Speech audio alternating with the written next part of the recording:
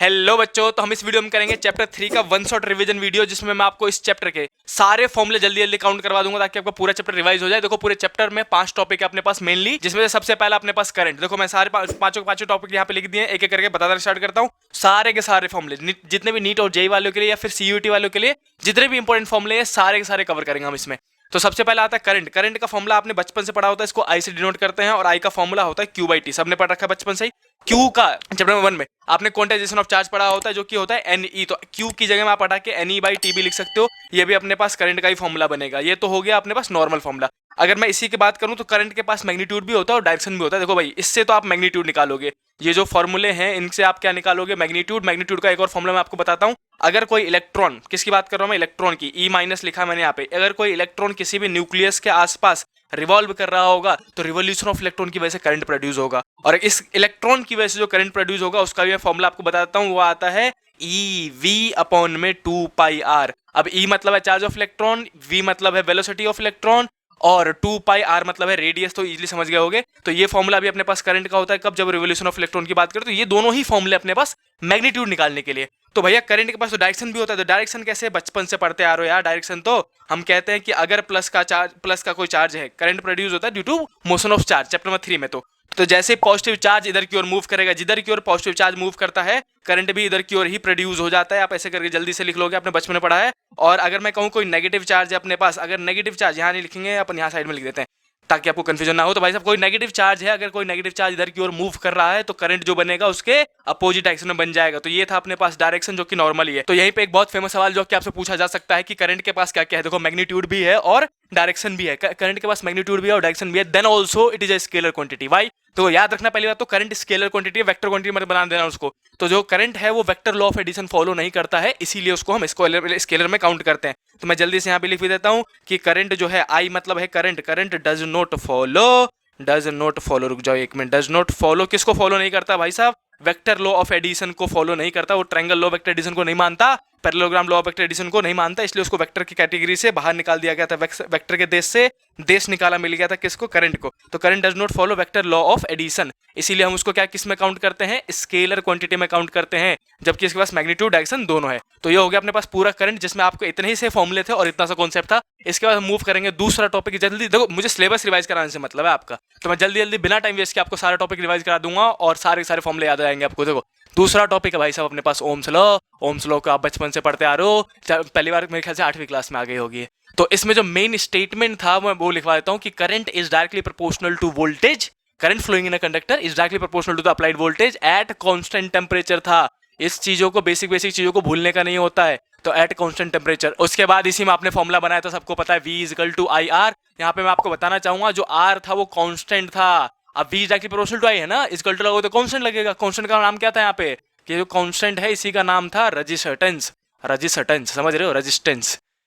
तो यहीं पे एक बहुत फेमस लाइन है कि अगर मैं कहूं आपसे कि मैं रेजिस्टेंस का फॉर्मूला निकालो यहाँ से जल्दी से, तो रेजिस्टेंस का फॉर्मूला कैसे निकालोगे? आई मल्टीप्लाई में इधर जाएगा डिवाइड में, तो V अपॉन में आई इक्वल टू रेजिस्टेंस। हाँ या ना बोलो? तो ये फॉर्मूला तो आप सबको पता है, लेकिन आपको पता होना चाहिए क्या मैं अगर मैं वोल्टेज को बढ़ाऊंगा तो रेजिस्टेंस इंक्रीज होगा? अगर आप हाँ कह रहे हो, चलो ठीक है। अगर मैं कहता हूँ करंट को इंक्रीज होगा तो क्या रेजिस्टेंस डिक्रीज होगा? ऐसा कुछ कह रहे हो आप, तो आप गलत कह रहे हो, क्योंकि इस फॉर्मूले से बहुत सारे बच्चे धोखा खा लेते हैं कि भाई साहब रेजिस्टेंस जो है वो उसका फॉर्मूला V अपॉन में आई होता है। आप सही कह रहे हो, लेकिन यहाँ पे रेजिस्टेंस डज नॉट डिपेंड।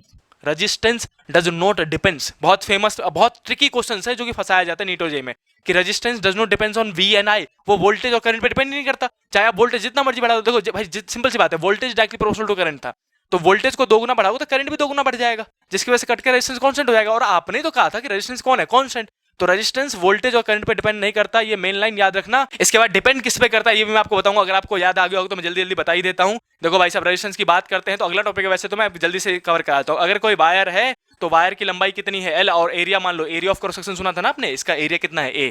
तो रेजिस्टेंस का फॉर्मूला याद है आपको? रेजिस्टेंस का फॉर्मूला हुआ करता था रो L अपॉन में A। हाँ या ना बोलो? जहां पे रो मतलब होता है रेजिस्टिविटी, L मतलब होता है लेंथ और A मतलब होता है एरिया। और यहीं पे मैं आपको वापस याद दिलाऊं कि रजिस्टिविटी जो होता है गांव वालों, बहुत फेमस और ट्रिकी क्वेश्चन में से एक है।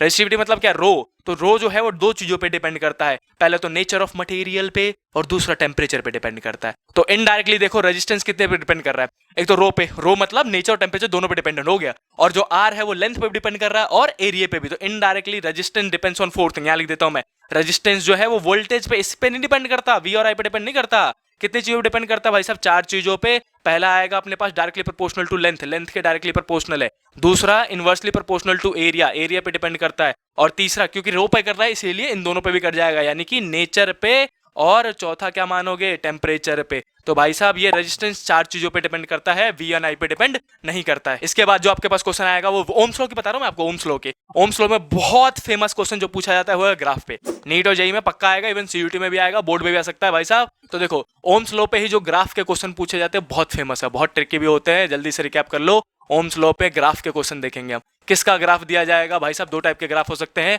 हो सकता है पहला ग्राफ हो वी आई ग्राफ, मैं सीधे सीधे कॉन्सेप्ट रिवाइज करवा रहा हूं आपको, रट लेना इन चीजों को। तो वी आई ग्राफ में अगर मैं कहूं कि वोल्टेज वर्सेस करंट का ग्राफ दे दिया मैंने ऐसे करके, ये वोल्टेज है और ये करंट है, वाई एक्सिस में वोल्टेज, एक्स एक्सिस में करंट है, और कुछ भी बना दिया, एक वायर खींच दिया ऐसे करके, मैं कह दूं वायर ए है या फिर मेटल ए है अपने पास, या फिर 2 वायर खींच दूं मेटल बी है, या फिर 3 वायर खींच दूं, 2-3 लाइन ऐसे करके खींच देंगे और आपसे पूछेंगे सबसे पहले तो बताओ किसका रेजिस्टेंस ज्यादा है, किसका रेजिस्टेंस कम है। तो सबसे पहला ट्रिक ये, मतलब मेटल ए का ज्यादा रेजिस्टेंस है या फिर मेटल के बी का ज्यादा रेजिस्टेंस है, किसका रेजिस्टेंस ज्यादा है। तो इस केस में मैं आपको सीधे सीधे नोट लिखवा रहा हूं, इंग्लिश में याद कर लेना। आप कॉन्सेप्ट वाइज भी कर सकते हो, लेकिन मैं बच्चों कहता इतनी मगजमारी क्यों करनी है, सीधे सीधे मैं बता रहा हूं, आप कर लो।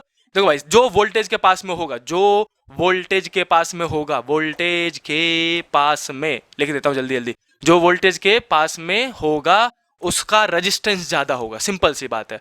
उसका रेजिस्टेंस, रेजिस्टेंस मतलब सिर्फ आर लिख रहा हूं मैं, रेजिस्टेंस ज्यादा होगा, सिंपल सी बात है। तो भाई साहब देखो वोल्टेज कहाँ अपने पास? यहाँ पे। तो वोल्टेज के पास में कौन है? ए वाला, ए वाला तो वोल्टेज के पास में है ना, ऐसे करके। तो हम बोलेंगे सीधे सीधे R A is greater than R B. अब ये कॉन्सेप्ट हर जगह लग जाता है, चाहे वी आई ग्राफ हो चाहे आई वी ग्राफ हो, बस ये देख लो कि वोल्टेज के पास में कौन है। अब इसी में दूसरा नोट भाई साहब, दूसरा नोट सुनो, दूसरा नोट सुनो। देखो दूसरा नोट है अपने पास कि रेजिस्टेंस जो होता है, मैं आर रेजिस्टेंस ऐसे लिख देता हूँ जल्दी जल्दी, resistance is directly proportional to temperature, जिसका रेजिस्टेंस ज्यादा होगा उसी का टेम्परेचर भी ज्यादा होगा। और inversely proportional to current, normally आपको याद रखना है ये वाली बात कि भाई साहब जिसका, देखो अब इसी क्वेश्चन में अगर मैं कह रहा हूं किसका रेजिस्टेंस ज्यादा है, तो जो वोल्टेज के पास में उसका रेजिस्टेंस ज्यादा है, यानी कि ए का रेजिस्टेंस ज्यादा था और बी का रेजिस्टेंस कम था। इसी में मैं आपको पूछ लूं, बताओ किस मेटल का, ए और बी में से किसका टेम्परेचर ज्यादा है, टेम्परेचर पूछ लूं तो आप बोलोगे भाई साहब जिसका रेजिस्टेंस ज्यादा है उसी का टेम्परेचर ज्यादा है। तो temperature of A is greater than temperature of B. And इसी में तीसरा पूछ लेंगे, अच्छा करंट किस में ज्यादा फ्लो करेगा बताओ। तो भाई साहब देखो जिसमें ज्यादा रेजिस्टेंस है उसमें तो करंट कम ही होगा ना, क्योंकि रेजिस्टेंस इंक्रीज होने पे करंट डिक्रीज होता है। भाई साहब रेजिस्टेंस तो करंट को रोकता है, तो ए का रेजिस्टेंस ज्यादा था इसलिए ए का जो करंट होगा वो कम हो जाएगा एज कंपेयर टू बी। तो पहला तो ये कॉन्सेप्चुअल क्वेश्चन ऐसा करके पूछा जाएगा आपसे। दूसरा, इसी में एंगल दे सकते हैं, वो बोल देंगे भाई साहब ये 30 डिग्री है और ऐसा है कि ये 60 डिग्री है, तो बताओ आर ए अपॉन में आर बी कितना होगा। चौथा सवाल और लास्ट सवाल, जब भी आपको ऐसे रेशियो पूछा जाए, कर एंगल दे दिया जाए, तब जो रेजिस्टेंस निकालना होता है वो मैं यहाँ पे नोट में कर देता हूँ, resistance is equal to V I graph में कह रहा हूँ, वी आई ग्राफ में उल्टा मत कर देना, वी आई ग्राफ में जो रेजिस्टेंस है वो tan थीटा की मदद से निकाला जाएगा। अगर मैं कहूँ कि ए अपॉन में बी निकालो तो मैं यहाँ लिख देता हूँ जल्दी जल्दी, आर ए अपॉन में R B is equal to, देखो ए का एंगल कितना है 60 डिग्री, तो आप लिखोगे tan 60 अपॉन में बी का एंगल कितना है, बी का 30 डिग्री, तो आप लिखोगे tan 30। और दोनों की वैल्यू उम्मीद करता हूँ कि आपको पता होगा, वैसे उम्मीद ही कर सकते हैं भाई साहब, बच्चे भूल जाते हैं, सबसे ज्यादा बेसिक चीजें भूल जाते हैं बच्चे। तो जल्दी से अगर आपको इसका वैल्यू पता है तो जल्दी से नीचे कमेंट करके बताओ कि tan 60 अपॉन tan 30 यानी कि आर ए अपॉन में आर बी कितना आएगा। इसके बाद हम तीसरा टॉपिक करेंगे रेजिस्टेंस, रेजिस्टेंस के बाद सेल्फ, फिर किरचॉफ, फिर डिवाइस। जल्दी से खत्म हो जाएगा, मैं इसको मिटाता हूँ, जल्दी से आपके पास आता हूँ।